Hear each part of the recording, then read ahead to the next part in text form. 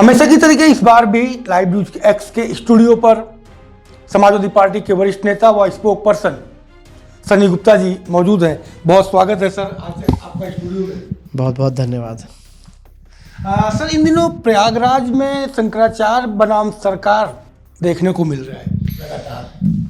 देखिए, जो पूरे देश में जितना भी ये शंकराचार्य जी के साथ जो भी घटना हुई है, ये पूरे देश ने देखी है और ये पूरी की पूरी जो है भाजपा का पूरा प्री प्लान है। जिस तरह से उन्होंने उनकी पालकी रोकी, उनके समर्थकों को, उनके शिष्यों को चोटी पकड़ के पिटवाया, ये सब वीडियो वायरल हैं और अभी भी जो है उनसे नोटिस भेजा कि आप कैसे शंकराचार्य बने हैं। तो ये सब जो भी हरकत भाजपा ने करी है, ये पूरा देश देख रहा है और आज पूरे देश का संत समाज नाराज़ है, साधु नाराज़ है कि जो ये सनातन होने का ढोंग करते थे और ये हिंदुत्व का ढोंग करते थे, तो इन्हीं की सरकारों में जब हम सुरक्षित नहीं हैं तो कैसे जो है हिंदू भाजपा सरकार जो बोलती है कि हिंदू खतरे में है, तो ये कैसे हो जाएगा, कैसे मुमकिन है? क्योंकि जब इनकी सरकार में ही साधु संत हमारे पिटेंगे, ब्राह्मण उन पे जो है आरोप लगेंगे, प्रत्यारोप लगेंगे, तो कैसे वो सुरक्षित, कैसे समझा जाएगा कि आज जो है साधु संत। और ये पूरा का पूरा जो मामला हुआ है उससे भाजपा को पूरा एक श्रापित कोण मिल गया है। सभी साधुओं ने इनको जो है श्रापित किया है कि भाई जो भी तुम इस तरह से कर रहे हो। वो एक बाबा थे जिनकी चोटी थी, उनके समर्थक थे, तो आप देखें वो किस तरह से जो है अस्पताल के बेड पे लेटे हैं और बता रहे हैं कि मुझे जूतों से पीटा है और लोगों ने मारा है, मुझे पुलिस वालों ने मारा है। तो ये सब जो है वो श्राप पूरा आप देखिएगा कि भाजपा को पूरा का पूरा सरकार इनकी समाप्त कर देगा। और अब दोबारा देश में कोई ढोंग नहीं कर सकते कि सनातनी का ढोंग करें या हिंदुत्व का ढोंग करें। ये सब इनकी सच्चाई जो है सब सामने आ चुकी है पूरे देश के। लगातार आप लोग आरोप लगा रहे हैं कि ये सरकार ब्राह्मण विरोधी है, ब्राह्मणों का अपमान करती है। कहाँ से अपमान हुआ? दो डिप्टी सीएम उनका ब्राह्मण, तमाम बड़े चेहरे बड़े पदों पर। देखिए, खाली जो है किसी संवैधानिक पद पे किसी ब्राह्मण को बिठाने से कोई ये ब्राह्मण का सम्मान थोड़ी हो जाएगा। जो ब्राह्मणों का अपमान किया जा रहा है सरकार में, वो जो है पूरा वो भी सब लोगों ने, प्रदेश ने देखा है। और ऐसे तो जो है जब समाजवादी पार्टी की सरकार थी तब ब्राह्मण समाज का जो हमारा चेहरा है माता प्रसाद पांडे जी को वो विधानसभा अध्यक्ष बनाया था सभा सरकार में, और अब भी वो जो है नेता प्रतिपक्ष है। और समाजवादी पार्टी भी जो है ब्राह्मणों का सम्मान करती है, पद देती है, विधायक बनाती है, सांसद बनाती है। तो ये तो जो है जो ये कर रहे हैं वो तो समाजवादी ने भी किया, लेकिन ये जो है ब्राह्मणों का अपमान इसलिए करते हैं क्योंकि इन्हें तुष्टीकरण की राजनीति करनी है। अगर कहीं पे ये देखते हैं, जैसे कि अभी 2022 के चुनाव के बाद एक चुनाव में किसान आंदोलन पश्चिम में शुरू हुआ था, तो सब किसान जितने भी हैं जाट हैं, तो उन्हें लगा कि भाई हमें जो है जाटों को साधना है, तो इन्होंने अपना प्रदेश अध्यक्ष जो है जाट को बना दिया, भूपेंद्र चौधरी को। अब इन्होंने जो है इन्हें उनकी आवश्यकता नहीं लगी तो इन्होंने उन्हें हटा दिया। जब उपराष्ट्रपति भी जो है धनखड़ साहब थे, तो वो भी इन्हें जब जाटों की बहुत आवश्यकता थी। तो ये जो है तुष्टीकरण की राजनीति करते हैं। जब जहाँ जिसको साधना है ये उस बिरादरी को साधते हैं पद दे करके, और उसके अलावा उसका अपमान करते हैं। तो ये भी जो है सब प्रदेश के सामने आ चुका है कि किस तरह से ये जो है अपनी वोट बैंक साधने के लिए ये पद्धति देते हैं, और फिर वोट बैंक साधने के बाद उस पद्धति से, उस व्यक्ति से इनका कोई मतलब नहीं रहता। तो ये सीधा सीधा जो है भाजपा तुष्टीकरण की राजनीति करती है, और तुष्टीकरण में ही जो है भाजपा को ये नहीं पता कि भाई सब देश देख रहा है। आजकल कोई भी इंसान बेवकूफ़ नहीं है, जनता है, ये वोटर है, देश का वोटर बेवकूफ़ नहीं है। देश का वोटर है, वो देख रहा है कि हमारे समाज को आप कितना सम्मान दे रहे हैं, हमारे समाज की कितनी सुनवाई कर रहे हैं। कहाँ पे आप बताइए ना कि किसके काम हो रहे हैं, कौन इनके जो हैं ब्राह्मण विधायक हैं जो अपने काम करा रहे हैं, या कार्यकर्ता हैं या समर्थक हैं। केवल शोषण हो रहा है, कोई काम करने को तैयार नहीं है, किसी की कोई सुनवाई नहीं है। प्रदेश में पूरा का पूरा हाहाकार मचा हुआ है। तो ये सब सभी देख रहे हैं, जनता देख रही है, देश देख रहा है, और जब ये देख रहे हैं तो उसका जवाब इन्हें 2027 में भी मिलेगा। 2027 में अब जनता ने पूरा मन बना लिया है कि समाजवादी पार्टी की सरकार बनाएंगे और समाजवादी पार्टी की सरकार बनाने के बाद जब भाजपा को हटाएंगे तो समाजवादी पार्टी ही सभी लोगों का, सभी वर्ग का, पीडीए का, सबको साथ लेके चलेगी। अब उम्मीदें जो हैं लोगों को अखिलेश जी से ज़्यादा जुड़ गई है। पीडी की बात करें तो बीजेपी ने भी अपना प्रदेश अध्यक्ष नया निकाला और पीडीए की काट माना जा रहा है उसको। देखिए, ये सब और क्या करेंगे, इनको यही तो आता है कि जो इन्होंने देखा कि 2024 में जब लोकसभा का चुनाव हुआ तो अखिलेश जी ने पूरा पीडीए को साथ लेके चले और सभी लोग, जितने भी शोषित, वंचित, पीड़ित लोग थे, उन सब लोगों ने जो है वोटें दी हैं और सरकार को खिलाफ जा कर के 2024 में आपने देखा कि कितने लोकसभा पार्लियामेंट मेंबर हमारे बने हैं। तो वो सब जब इन्हें अब लगा कि भाई ये जो है पीडीए पूरा पसंद कर रहा है अखिलेश जी को, तो हम भी कुछ ऐसा काम करें। लेकिन ये सब जो है, अब जनता ने इन्हें 10 साल मौका दे दिया, 2 बार इनकी सरकारें बन गई। अब जनता ने पूरा मन बना लिया है कि इस बार समाजवादी पार्टी को ही जिताना है उत्तर प्रदेश में और उसी की सरकार बनानी है।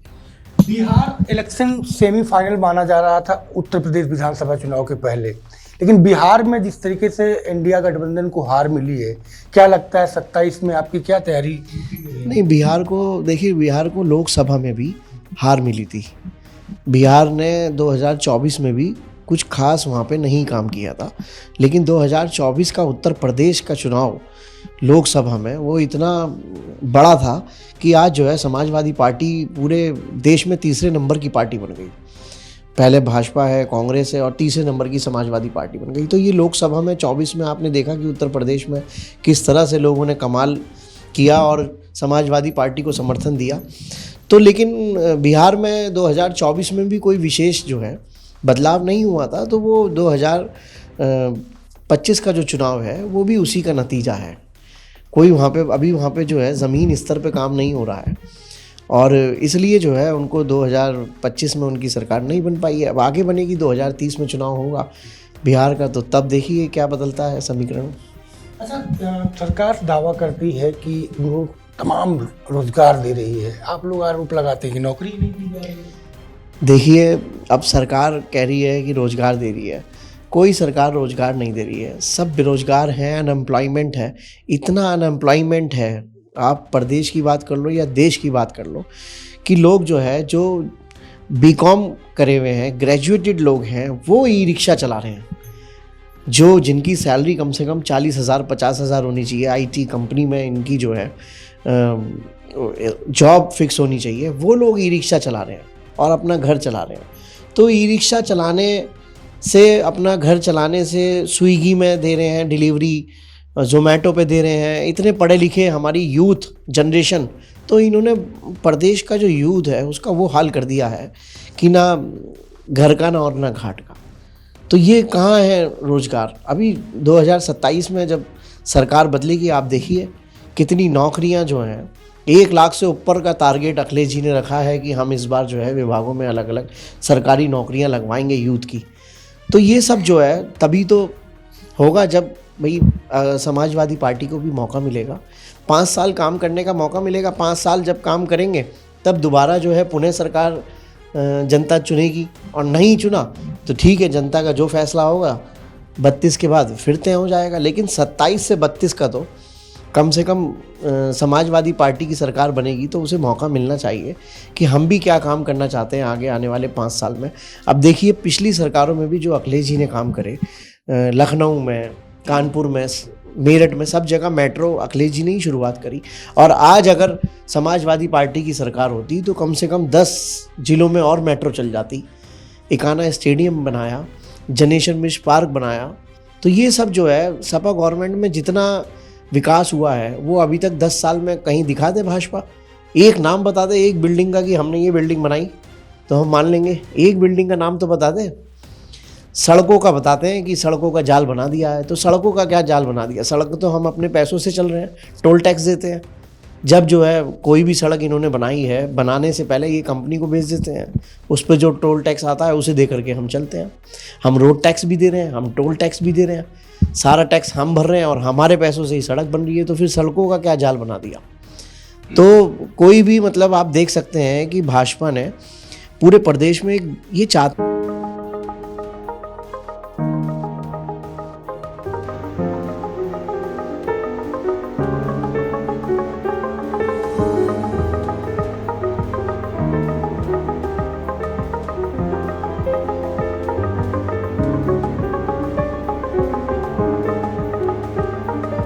कानून व्यवस्था के नाम पर 2017 में बीजेपी सरकार यहाँ पर आई थी। इस समय कानून व्यवस्था के हालात किस तरीके से थे? आप देखिए ना कि पूरे प्रदेश में जिस तरह से घटनाएं हो रही हैं और जिस तरह से कार्रवाई नहीं हो रही है, किसी अधिकारी के खिलाफ कोई शिकायत पे जांच नहीं हुई आज तक, कोई जांच पे सुनवाई नहीं हुई आज तक, और सब अपनी मनमर्जी कर रहे हैं।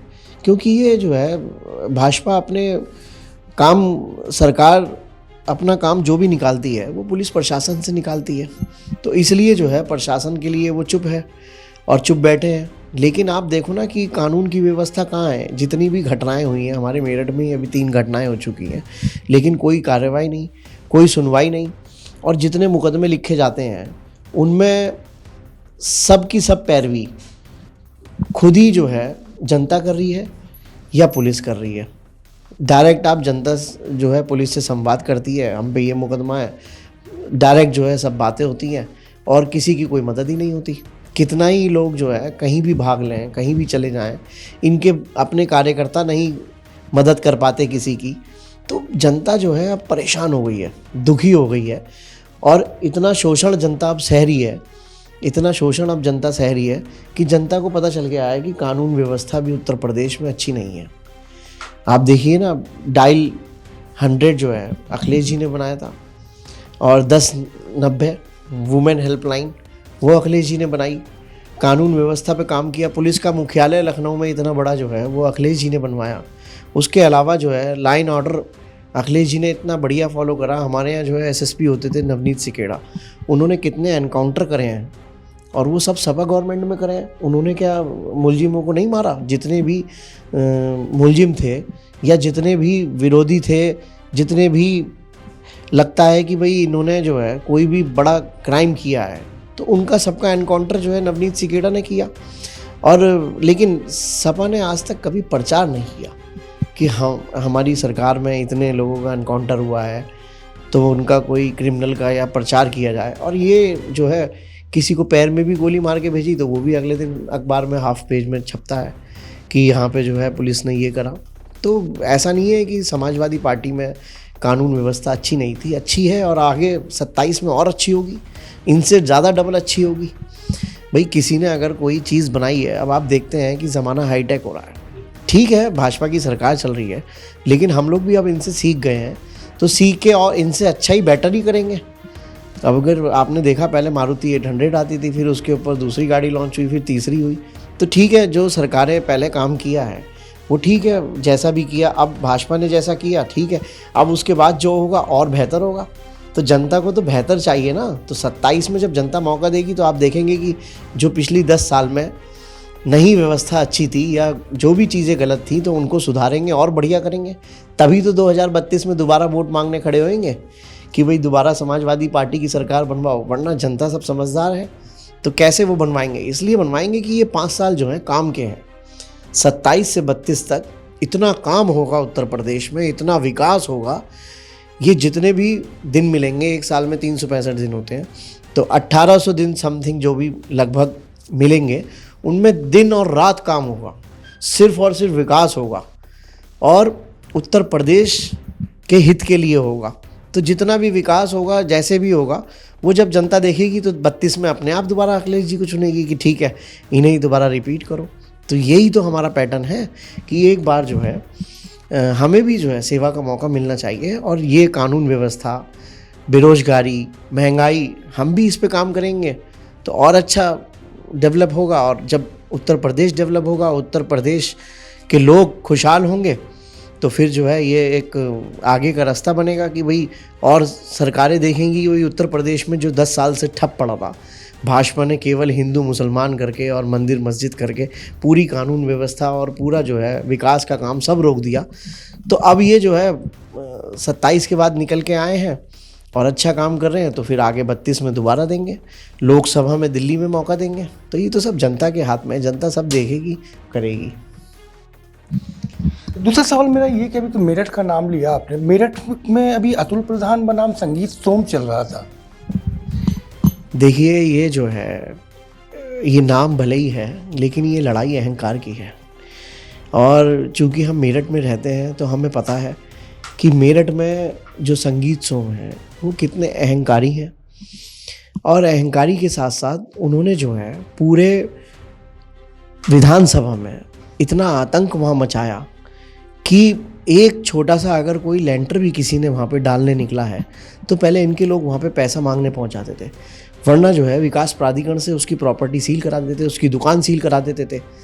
कोई फैक्ट्री चल रही है तो वो सील करा दी, कोई दूध की डेयरी चल रही है तो वो सील करा दी, पहले सील करा दी फिर पैसा ले लिया। तो इन्होंने वहाँ पे हर बिरादरी के ऊपर इतना आतंक मचाया, तो इनका आतंक वहाँ हारा। और फिर हमारे जो है पार्टी के संघर्षशील नेता हैं अतुल प्रधान जी, उन्होंने जो है वो पिछली 2 विधानसभाओं से मेहनत कर रहे थे। तो जब लोगों ने देखा कि यार ये हमारा विधायक जो है जिसको हमने बनाया जिताया, इसने तो आतंक मचा दिया, तो आतंक मचा दिया और इतनी मतलब पीड़ा उससे उत्पन्न हो गई, तो लोगों ने वहाँ पे जान पूछ करके उसको हटाया कि हम जो है सब कुछ बर्दाश्त करेंगे लेकिन अपना शोषण नहीं बर्दाश्त करेंगे। और दूसरा जो है अतुल प्रधान जी सड़क पे रहते हैं, संघर्ष करते हैं, तो ठीक है भाई इन्हें विधायक बनाओ, और अभी भी बना दिया। लेकिन आपने देखा है कि वो अभी भी जो है बाज नहीं आते, रोज़ाना हिंदू मुसलमान की राजनीति करते हैं। कभी किसी को गद्दार कह दिया, कभी किसी को कुछ कह दिया। अरे गद्दार तो वो होता है जो जिस पार्टी में रहता है उसके बाद भी दूसरी पार्टियों से संबंध रखता है। उनसे पूछे कोई संगीत सोम से कि तुम जो है भाजपा में रह करके और पार्टियों के नेताओं से क्यों संबंध रखते हो, क्यों सबसे तुम्हारी साठगांठ है? तो गद्दार कौन हुआ? अपने आप को तो कोई झांक के देखेगा नहीं। और दूसरा जो है, दूसरे के ऊपर आरोप प्रत्यारोप कुछ भी कर लो और अपने आप को हाईलाइट करने के लिए कोई भी बड़ा नाम इस्तेमाल कर लो। तो ये जो है हमारे मेरठ की जनता ने दिखा दिया उनको इस बार कि भाई तुम्हें जो है हम हटा रहे हैं। उनको मुंह पे कह के हटाया और कह के ही सबने जनता ने उनको चुनाव हराया और 20,000 वोटों से लगभग अतुल प्रधान जीते हैं। तो ये बड़ी बात है कि जिस तरह से उन्होंने वहाँ पे अपना आतंक मचा रखा था, टेरर मचा रखा था, तो उसको हटा करके अतुल प्रधान जी वहाँ पे चुनाव जीते हैं और अब वो फिर शुरू हो गए हैं। तो लेकिन जो है मुझे ये लगता है कि ज़मीन पे जो है हमारे पार्टी के अतुल प्रधान जी ही वहाँ पे काम कर रहे हैं और दोबारा भी वो लड़ेंगे। लेकिन लोग जो है अब संगीत सोम को वहाँ दोबारा विधायक बनने का कभी मौका नहीं देंगे। मेरा अंतिम सवाल, जिस समाज से आप आते हैं वैश्य समाज, वैश्य समाज ज़्यादातर माना जाता है कि बिजनेसमैन है। बिजनेसमैन की स्थितियाँ क्या बनी हुई हैं इस समय? देखिए व्यापारियों की हालत इतनी खस्ता है कि व्यापारियों का सबसे ज़्यादा शोषण ये लोग करते हैं जीएसटी के द्वारा, सेल टैक्स के द्वारा। गाड़ी पकड़वाते हैं, फिर उन गाड़ियों की बोली लगती है और उनके फैसले होते हैं कि 2 लाख रुपए गाड़ी का जुर्माना बना तो अब 50,000 रुपये 1 लाख रुपये रिश्वत भर दो और ले जाओ। तो ये खुलेआम जो है लूट व्यापारियों के साथ उत्तर प्रदेश में की जा रही है और भाजपा सरकार जो है आंख बंद करके बैठी है। सरकार को नहीं दिखता कि ये जितने व्यापारी हैं इनकी गाड़ियों के साथ ऐसा क्यों हो रहा है, लेकिन उन्होंने जो है खुली छूट दे रखी है अधिकारियों को, कुछ भी करो। यही सब जो है मुलायम सिंह जी ने चुंगी हटाई थी, तो व्यापारियों के पक्ष में चुंगी हटाई थी, तभी तो समाजवादी सरकार आई। सभी वर्ग के लोगों ने नेताजी को जो है समर्थन दिया और फिर सरकार बनी। तो व्यापारियों की हितैषी नहीं है ये, व्यापारियों का उत्पीड़न इन्हें आता है। कितना लोग बाग जो है अपने जितनी भी उनकी बिल्डिंग बनी हुई हैं, रिसोर्ट बने हुए हैं, होटल बने हुए हैं, रोज़ाना नोटिस, कभी हाउस टैक्स के नाम का, कभी अतिक्रमण के नाम का। अभी मेरठ में आप देखिए सारे वैश्य समाज के लोगों का इन्होंने पूरी सेंटर मार्केट उड़ा दी, वहाँ पे बुलडोज़र चला दिया और केवल इसलिए कि अपनी मान प्रतिष्ठा है। किसी अधिकारी के साथ कोई घटना हो गई थी तो वो उन्होंने पर्सनल ले ली और वो सब वहाँ पे इतने सालों से लोग व्यापार कर रहे थे, तोड़ दिए सब। तो ये जो है वैश्य समाज को भी सब पता है कि हमारा जो है केवल इस्तेमाल हो रहा है, हमारी वोटों का इस्तेमाल हो रहा है, हिंदू मुसलमान के नाम पे ये लोग लड़ा रहे हैं और अब जो है जब हम 27 में वोट देंगे तो वो साइलेंट वोटर है, क्योंकि अभी अगर वो सामने आएंगे तो फिर ये उनको टारगेट करना शुरू कर देंगे, किसी के यहाँ छापे पड़वाएंगे, किसी के यहाँ ईडी की टीम भेजेंगे। तो इसलिए कोई भी व्यापारी सामने नहीं आना चाहता, लेकिन साइलेंट वोट में उन्होंने 24 में दिखाया, पूरे उत्तर प्रदेश के व्यापारी समाज ने दिखाया कि हम जो है 24 में अखिलेश जी के साथ हैं और उन्होंने वोट दिया। तो वो 27 में भी जो है आप देखेंगे कि सब साइलेंट तरीके से पूरा प्रदेश ने मन बना लिया है कि अभी अखिलेश जी को लाना है।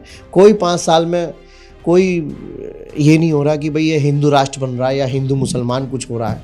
तो अभी 5 साल का जो है मौका अखिलेश जी को मिलने वाला है। 27 में सब व्यापारियों ने मन बना लिया है। इंटरनली हम तो सब जगह जगह बैठते हैं, अलग अलग दुकानों पे, प्रतिष्ठानों पे बैठते हैं, तो हमें पता रहता है। लेकिन व्यापारी अब टारगेट पे बिल्कुल नहीं आएगा और साइलेंट जब उसे वोट करना है तब वोट करेगा और वोट से बताएगा कि जितना तुमने उत्पीड़न हमारा भाजपा सरकार में करा है, तो तब हमने तुम्हें जो है वोट दे करके, खिलाफ वोट दे करके, तब हमने जो है समाजवादी पार्टी की सरकार बनवाई है। बहुत शुक्रिया सनी जी स्टूडियो में आने के लिए। तो आपने सुना सनी गुप्ता जी का, जिनका साफ तौर पे बड़ा दावा है कि 27 तारीख मतलब 27 का जो विधानसभा का इलेक्शन होगा वो केवल और केवल समाजवादी पार्टी के लिए होगा और समाजवादी पार्टी एक बार फिर से सरकार में आएगी तो उत्तर प्रदेश का डेवलपमेंट तेजी से होगा और युवाओं को रोजगार भी मिलेगा। कैमरा पर्सन निखिल वाजपेयी के साथ Sanjay Chauhan, live news X, Lucknow.